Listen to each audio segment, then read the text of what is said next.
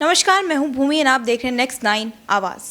आज बात करेंगे बिहार के ऊपर। बिहार पे चर्चा करेंगे क्योंकि आने वाले 4 से 5 महीनों में बिहार विधानसभा चुनाव होने वाले हैं। इस पर जेडीयू में घमासान मचता तक नजर आ रहा है। कभी बात आती है केंद्र सरकार पर कि प्रधानमंत्री नरेंद्र मोदी सीज फायर के टाइम पे तो बिहार में मौजूद थे, लेकिन अब सक्रिय होते जा रहे हैं धीरे धीरे। तो उसी पे आज चर्चा करेंगे। मेरे साथ मेरे सहयोगी दीपक मौजूद हैं, उनसे जानने की कोशिश करेंगे कि आने वाले बिहार विधानसभा चुनाव में कैसा रुख अपनाती नजर आती है जेडीयू। देखिए, Janata Dal United king maker रही है और नीतीश कुमार मुख्यमंत्री रहे, उस पार्टी की तरफ से आगे आए हैं हमेशा।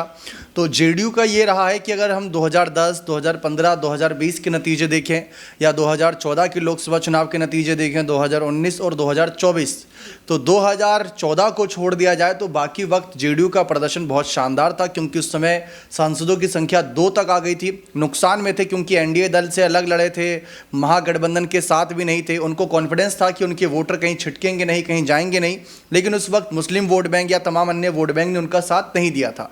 फिलहाल अभी आज के घटनाक्रम की बात करें तो ये बात हर कोई जानता है कि नीतीश कुमार की पार्टी जब 2024 के लोकसभा चुनाव से कुछ हफ्तों पहले बीजेपी से हाथ मिलाई थी, एनडीए में आई थी, तो बहुत से राजनीतिक विश्लेषकों ने कहा था कि उनकी पार्टी 2-4 सीटों पर सिमट जाएगी जैसे 2014 में हुआ था। लेकिन नीतीश की पार्टी 16 सीटों पर लड़ी और 12 जीत गई।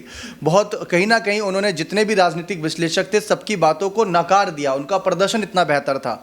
तो नीतीश कुमार के नाम के नारे लगने लगे, सबने कहा कि नीतीश कुमार किंग मेकर बने हैं, बिहार को आगे ले गए हैं, अब वो प्रधानमंत्री बन सकते हैं। लेकिन नीतीश की चाहत बिहार को ही आगे ले जाना है, तो उसी नज़रिए से अब बिहार में भी उनकी ताकत बढ़ चुकी है।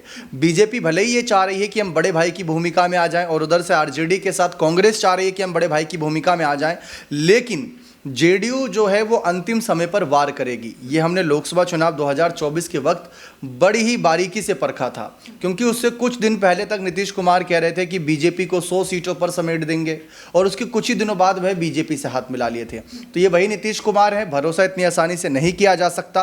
कुर्सी बचाने के लिए जो ठीक लगेगा वो करेंगे। बिल्कुल। अब बात आती है नीतीश कुमार के पलटू राम की। वो कभी एनडीए में आ जाते हैं, कभी बीजेपी के समर्थन में हो जाते हैं, कभी गठबंधन में उतर आते हैं, और कभी वो का साथ छोड़ देते हैं। तो इस बार क्या हमें बिहार विधानसभा चुनाव में वो ऐसे ही अकेले जेडीयू में आगे बढ़ते नजर आएंगे या फिर बीजेपी का साथ?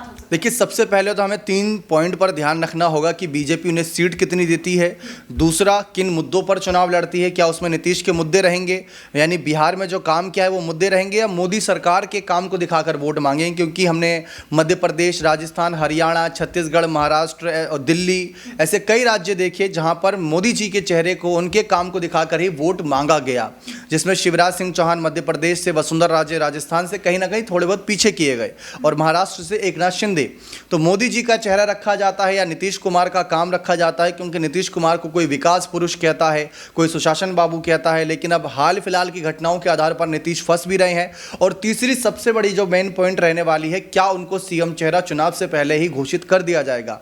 तो इन 3 बातों को नीतीश, उनका दल और बाकी राजनीतिक विश्लेषक भी ध्यान में रखेंगे, जिससे कि ये पता चल सके कि नीतीश कुमार का झुकाव किस तरफ रहने वाला है। क्योंकि अगर हम लोकसभा चुनाव 2024 से ही एक एग्जाम्पल लें कि उससे पहले वो इंडिया ब्लॉक के साथ थे, बनाया ही उन्होंने था इंडिया ब्लॉक। कोई यकीन नहीं करेगा कि राहुल गांधी और अरविंद केजरीवाल को एक छत के नीचे ले आए, कांग्रेस के नेताओं को और ममता बनर्जी को एक छत के नीचे ले आए, कोई यकीन नहीं करेगा। लेकिन ये नीतीश कुमार ने पॉसिबल किया था, उसमें लालू यादव की बड़ी भूमिका थी। लेकिन फिर उन्होंने कहीं ना कहीं पहले ये देखा कि उनको ना तो संयोजक बनाया जा रहा है, ना उनको उस हिसाब से सीट मिलेगी जो उनको उम्मीद है, या नीतीश कुमार की जो चाहत थी कि बाकी राज्यों में भी सीट मिले, वो भी नज़र नहीं आ रहा था। चर्चा थी कि यूपी में भी एक सीट की डिमांड थी उनकी पार्टी की तरफ से। फिर उसके बाद यहाँ पर उन्होंने ये भी बात देखी कि राहुल गांधी ही आगे बढ़ रहे हैं, कांग्रेस ही आगे बढ़ रही है, तो मेरी भूमिका कहाँ गई, मेरा क्रेडिट छीना जा रहा है। तो नीतीश कुमार ने बाद में पाला बदल दिया था। उसमें राम मंदिर का भी एक बड़ा मुद्दा बनाया जा रहा था, लेकिन नीतीश कुमार की कहीं ना कहीं ये अंदरूनी वजह रही थी। वही बात यहाँ पर आती है। नीतीश कुमार देखिए, अगर पलटे हैं तो उनका हमेशा कोई ना कोई वजह रही है, कभी पार्टी पर खतरा तो कभी कुर्सी पर खतरा, तो इसी वजह से उन्होंने साथ छोड़ा भी है, साथ लिया भी है।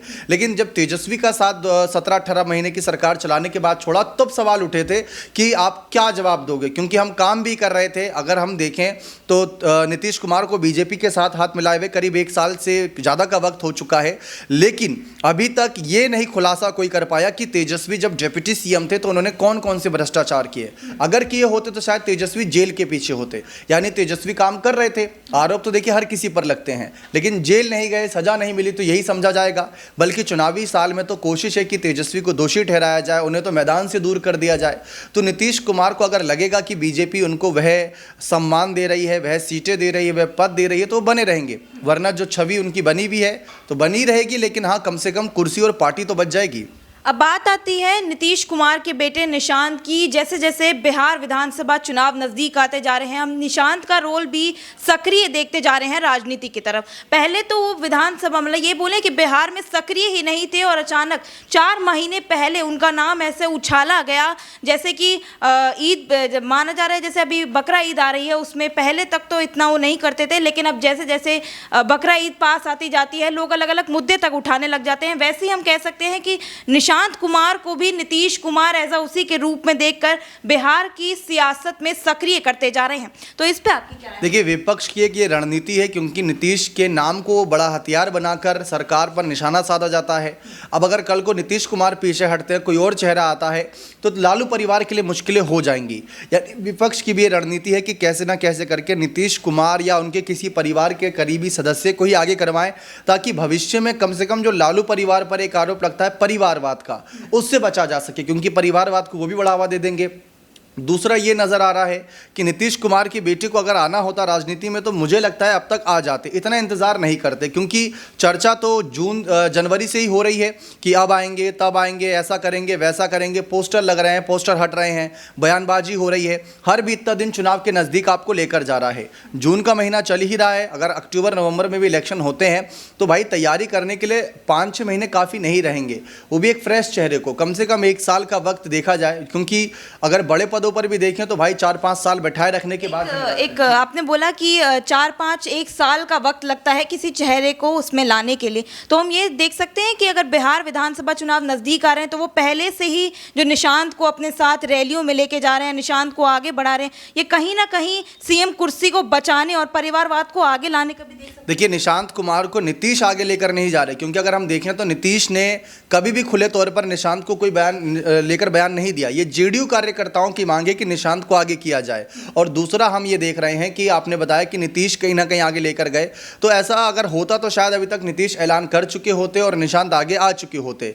निशांत का इसीलिए आगे आना हुआ क्योंकि उनके पिता के स्वास्थ्य पर सवाल उठ रहे थे, उनके पिता को लेकर सवाल उठ रहे थे। तो अगर कोई पार्टी का नेता बयान देता तो शायद उनकी बात पर इतना यकीन नहीं किया जाता। लेकिन अगर निशांत ये कह रहे हैं मेरे पिता स्वस्थ हैं, मस्त हैं, वो 5 साल और सीएम बने रह सकते हैं, तो शायद उनकी बातों पर यकीन किया जा सकता है। तो यही कारण होगा कि पार्टी ने उनको ऐसे वक्त में आगे लाया जब उनको लगा कि हाँ थोड़ी बहुत ज़रूरत है, यानी कि थोड़ा बहुत सपोर्ट हर कोई लेता है। अब जैसे जयंत चौधरी की पत्नी का अगर हम जिक्र करें तो वो भी कभी कभार रैलियों में, मंच पर और रोड शो में नजर आ जाती हैं, लेकिन इसका मतलब ये नहीं कि वो चुनाव लड़ रही हैं। कयास लगाए जाते हैं लेकिन वो चुनाव नहीं लड़ती। तो ऐसे में यही कहीं ना कहीं निशांत को लेकर भी हो सकता है।